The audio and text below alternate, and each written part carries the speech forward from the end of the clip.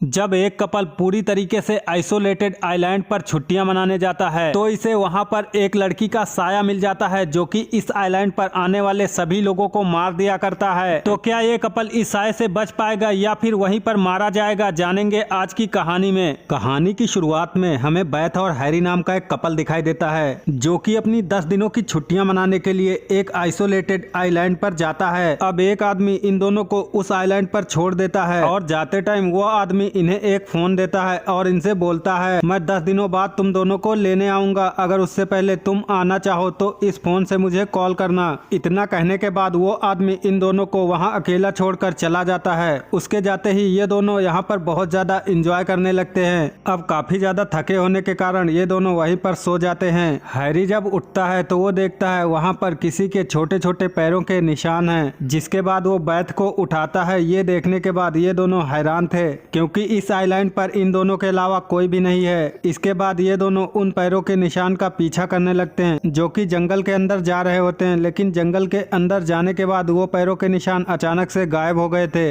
अब जब इन्हें वहां पर किसी बात का कोई क्लू नहीं मिलता तो ये दोनों वापस से एंजॉय करने लगते हैं। अब रात में ये दोनों वहां पर बोन फायर करना चाहते हैं, जिसके लिए हैरी लकड़ियां लेने के लिए जंगल के अंदर जाता है जहां पर उसे कुछ हड्डियां मिलती हैं, लेकिन वो समझ नहीं पाता कि ये हड्डियां इंसानों की हैं या फिर जानवरों की। तभी उसके पीछे किसी की आहट महसूस होती है। जब वो पीछे मुड़कर देखता है तो वहां पर कोई भी नहीं था।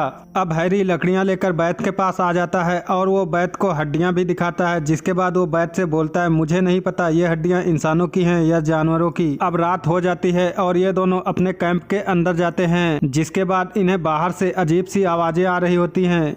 अब हैरी बाहर निकलकर देखता है तो वहां पर कोई भी नहीं था। इसके बाद हैरी समझ जाता है कि जंगल के अंदर जो पेड़ है ये आवाज उन्हीं की है। इसके बाद ये दोनों रिलैक्स होकर अपने कैंप में सो जाते हैं। अगली सुबह हैरी पानी में नहा रहा होता है, तभी बैथ उसे आवाज लगाकर बुलाती है। जब हैरी उसके पास आता है तो वो बताती है, देखो किसी ने हमारे कपड़े पेड़ पर टांग दिए हैं, इसका मतलब यहाँ पर हमारे अलावा भी कोई और है। इसके बाद ये दोनों जंगल के अंदर जाते हैं, लेकिन वहाँ पर इन्हें कोई भी नहीं मिलता। तब ये दोनों वापस आ जाते हैं। इसके बाद ये दोनों पानी में मछलियां पकड़ने जाते हैं। हैरी का पैर स्टोन फिश पर पड़ने वाला होता है, लेकिन वो उसे देख लेता है। अगर हैरी का पैर स्टोन फिश पर पड़ जाता तो वो उसे डंक मार देती, जिससे आधे घंटे के अंदर हैरी की मौत हो जाती। अब ये दोनों पानी से बाहर आ जाते हैं, तभी इन्हें जंगल के अंदर से किसी लड़की के रोने की आवाज आती है। जिसके बाद ये दोनों जंगल के अंदर जाते हैं। जंगल में कुछ दूर जाने के बाद इन्हें एक केबिन दिखाई देता है जो कि बाहर से बंद होता है। हैरी उसका लॉक खोल देता है। इसके बाद ये दोनों अंदर जाते हैं, लेकिन बैथ बहुत जल्द बाहर आ जाती है क्योंकि उसे अंदर डर लग रहा था। अब हैरी और अंदर जाता है तो वो देखता है वहां पर एक बेड पड़ा हुआ है, जिससे वो अंदाजा लगाता है कि पहले कोई यहाँ पर रहता था, लेकिन उसकी दीवारों पर अजीब से चित्र बने हुए थे जिनमें एक लड़की भाले से किसी को मार रही होती है। तभी बाहर से बैथ हैरी को आवाज लगाती है। बाहर आकर वो देखता है कि यहाँ पर एक कब्र बनी हुई है जहाँ पर किसी कोरल नाम की लड़की को दफनाया गया था, लेकिन इन दोनों को कुछ समझ नहीं आता कि कोरल नाम की लड़की यहाँ पर कैसे आई और किसने इसे यहाँ पर दफनाया। इसके बाद ये दोनों वापस अपने कैंप में आ जाते हैं। अब बैथ कैमरे में हैरी और अपनी वीडियो देखने लगती है जो कि उसने इस आइलैंड पर कैप्चर किए थे।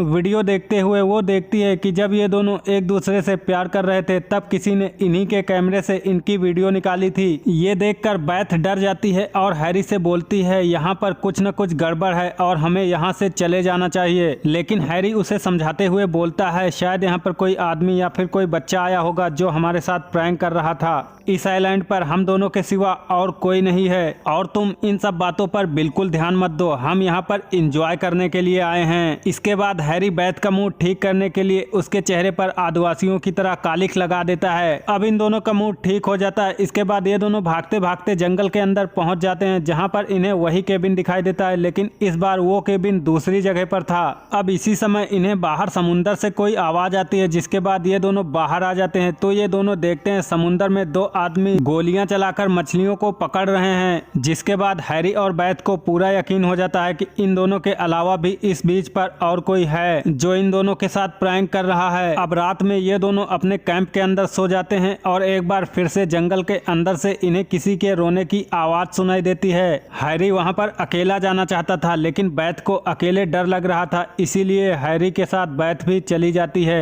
आवाज का पीछा करते हुए ये दोनों केबिन तक पहुंच जाते हैं। जब ये दोनों अंदर देखते हैं तो वहां पर कोई भी नहीं था, लेकिन इन्हें वहां पर इस बार एक बुक दिखाई देती है जो कि खुली हुई थी, जिसे देखकर ऐसा लग रहा था कि कुछ देर पहले शायद इसे कोई यहाँ पर पढ़ रहा था। अब बैथ बाहर देखती है जहां पर कोरल की कब्र को किसी ने ठीक कर दिया था। अब इन दोनों को लगता है सुबह समुद्र में जो लोग मछलियां पकड़ रहे थे ये केबिन उन्हीं का है और उन्होंने ही कोरल की कब्र को ठीक किया है। बैथ बहुत ज्यादा डरी हुई है। वो हैरी से कहती है जब हम दोनों सो जाते हैं तो हम पर कोई नजर रखता है, इसीलिए आज हम दोनों बाहर सोएंगे। इसके बाद ये दोनों बाहर ही सो जाते हैं। सुबह जब बैथ सोकर उठती है तो वो देखती है किसी ने जेलीफिश को बहुत बुरी तरीके से मारकर वहां पर लटका दिया है, जिसके बाद बैथ बहुत ज़्यादा डर जाती है। वो हैरी से कहती है अब मैं यहाँ पर नहीं रुकना चाहती। हालांकि जो आदमी इन्हें यहाँ पर छोड़ने आया था वो 10 दिन बाद वापस आ जाएगा, लेकिन अब इन दोनों के पास सैटेलाइट से उस आदमी को फ़ोन करने के अलावा कोई चारा नहीं था, क्योंकि अब ये दोनों समझ गए हैं कि कोई तो है जो इन दोनों को परेशान कर रहा है। अब हैरी सैटेलाइट से उस आदमी को फ़ोन करने के लिए जाता है तो उसका सैटेलाइट फ़ोन उसके सामान में नहीं था। इसके बाद हैरी समझ जाता है कि एक दिन पहले जो लोग समुद्र में मछलियां पकड़ रहे थे उन्होंने ही मेरे सैटेलाइट फोन को चुराया है। उनकी बोट अब भी समुद्र में है, जिसका मतलब वो लोग अब भी इस आइलैंड पर हैं।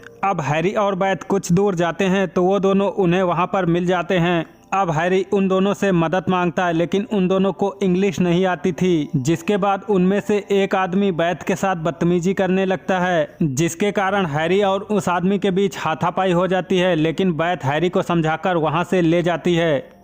इन दोनों को समझ आ चुका है कि इनका सैटेलाइट फ़ोन इन्हीं ने चुराया है। जब ये दोनों समुद्र में मछलियां पकड़ने चले जाते हैं तो हैरी इन दोनों का सामान चेक करता है, लेकिन वहां पर उसका सैटेलाइट फ़ोन नहीं था। इसके बाद हैरी बैथ से बोलता है मैं इन दोनों की बोट पर जाता हूं, जहां से मैं रेडियो के द्वारा मदद मंगवा सकता हूं। अब हैरी पानी में तैरकर उसकी बोट पर पहुंच जाता है, लेकिन उसकी किस्मत खराब थी, वो रेडियो खराब निकलता है। तब तक वो दोनों पीछे से आ जाते हैं और हैरी को मारकर बेहोश कर देते हैं। साथ ही आइलैंड पर आने के बाद बैथ को भी बंदी बना लेते हैं। रात में जब हैरी की आंख खुलती है तो वो देखता है कि उसके सामने बैथ को बांध कर रखा है और वो खुद भी बंधा हुआ, इसीलिए वो कुछ नहीं कर सकता। और अब ये दोनों बैथ के साथ कुछ गलत करना चाहते हैं। ये दोनों बैथ के साथ कुछ गलत करते इससे पहले ही जंगल से आवाजें आने लगती हैं। अब ये दोनों अपनी गन लेकर जंगल के अंदर चले जाते हैं, जिसके बाद हैरी अपना हाथ खोल लेता है और बैथ को भी आज़ाद करा देता है।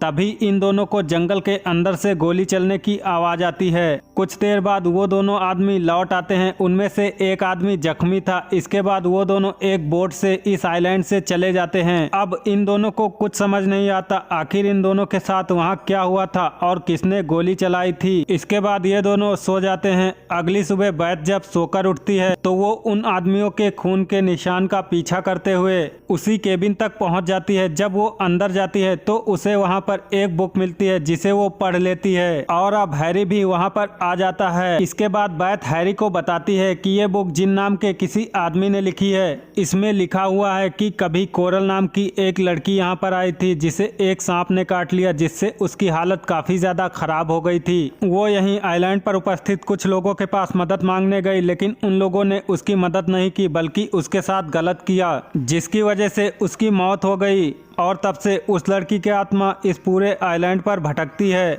और सभी को मार रही है। हैरी को बैथ की बातों पर यकीन नहीं आता क्योंकि वो इस तरीके की बातों पर यकीन नहीं करता था, इसीलिए वो यहाँ से चला जाता है। इसके बाद बैथ यहाँ पर कोरल की कब्र के ऊपर कुछ पत्थर रखती है। बैथ बीच पर बैठा हुआ म्यूजिक सुन रहा होता है, तभी उसके पीछे एक साया आता है। जब वो पीछे मुड़कर देखता है तो वो साया गायब हो जाता है। रात को बैथ हैरी से बोलती है, मुझे लगता है जो बातें किताब में लिखी हैं वो सब सही हैं और यहाँ पर कुछ न कुछ गड़बड़ है, इसीलिए हम दोनों को यहाँ से चले जाना चाहिए। हैरी बैथ से बोलता है, अगर किताब में लिखी बातें सही हैं कि वो साया यहाँ पर आने वाले हर आदमी को मारता है, तो हम अभी तक जिंदा क्यों हैं? इसका बैथ के पास कोई जवाब नहीं था। रात को सोते वक्त इन दोनों को एहसास होता है कि यहाँ पर कोई है, लेकिन इन दोनों को वहाँ पर कोई नहीं दिखता। अगली सुबह बैथ हैरी से फिर से बोलती है कि हम दोनों को यहाँ से चले जाना चाहिए। इस बार हैरी बैथ की बात मान लेता है। इन दोनों को अब यहाँ पर 7 दिन हो चुके हैं और उस आदमी के वापस आने में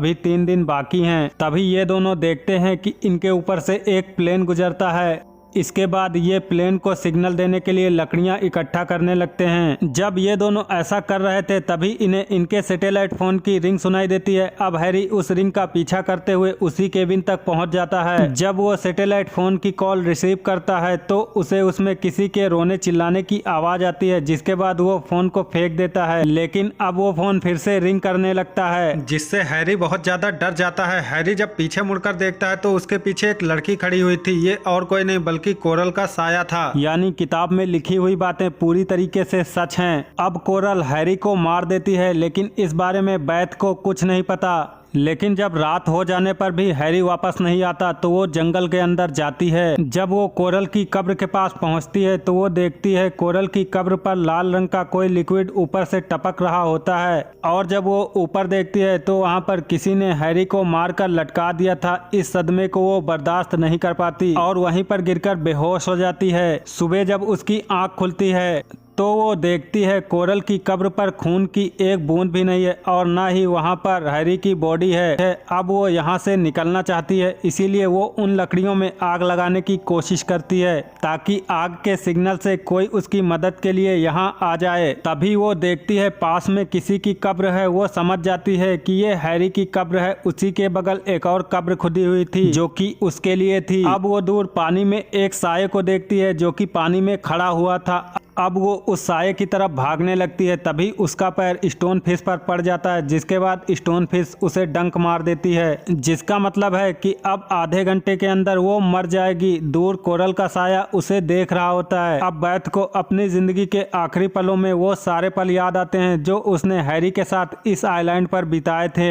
10 दिनों बाद जब वो आदमी इन दोनों को लेने आता है तो वो देखता है उनका सामान तो यहाँ पर है लेकिन वो दोनों यहाँ पर नहीं है। इसके बाद वो जंगल के अंदर चला जाता है जहां पर वो उसी केबिन के पास पहुंचता है। अब ये आदमी केबिन के अंदर जाता है तो इसे वही बुक मिलती है जिसमें कोरल के बारे में लिखा हुआ था। और ठीक उसी पल इसके पीछे एक साया आता है जो कि बैथ का साया था। इसका मतलब यह है कि कोरल की तरह बैथ भी अब इस आइलैंड पर आने वाले लोगों को मारेगी। इसके बाद हमें बैथ और कोरल की कब्रें दिखाई जाती हैं जो एक दूसरे के आमने सामने हैं और इसी के साथ ये मूवी खत्म हो जाती है। अगर ये कहानी आपको अच्छी लगी है तो आप हमें कमेंट में बता सकते हैं। इसी तरीके की और भी इंटरेस्टिंग कहानियां सुनने के लिए चैनल को सब्सक्राइब करके वीडियो को लाइक